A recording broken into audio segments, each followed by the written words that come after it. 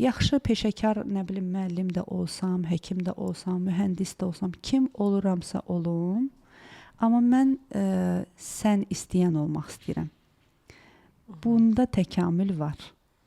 Bəs yaxşı, o istəyəni olmaq üçün nə edək? Necə bilək ki, biz o istəyənik? İşi ixlascasına görəcəyik.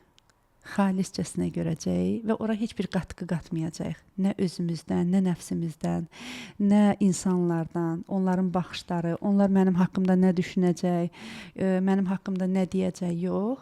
Allah bu işimə necə baxır? O razıdırmı mənim bu işimdən?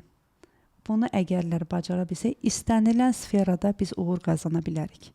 Ola bilsin, hər hansı bir, belə deyək, maneçiliklərlə də qarşılaşacağıq, hər hansı bir çətinliklərlə də qarşılaşacağıq, amma bunu rahat qəbul eləyəcəyik. Niyə? Çünki Allahım, sən məni burada görmək istəyirsən və mən bu işi sənə görə eləyirəm. Yəni, onda siz deyirsiniz ki, baxın, olduğumuz bütün məqamları, yəni, bugün hər birimiz hər hansı bir məqamdayıq da, istərsə evdə, istərsə işdə, istərsə çöldə, hər birimizin bir vəzifələri var, öhdəlikləri var. Bu vəzifə və öhdəlikləri bizə verən Allahdır. Bəli. Yaxşı və yaxud da pis, əyri və yaxud da düz.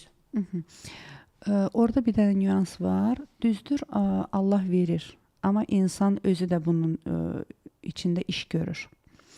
Əf'ali Tohid bəhsi var, əqaid bəhsindədir. Burada 3 meyar var. İnsanın Allahı qəbul eləməyində 3 meyar var. Yəni, iş icra eləyən. Bir, Allah istədiyi sürəcə o iş olur. Yəni, Allah istəyir də olur.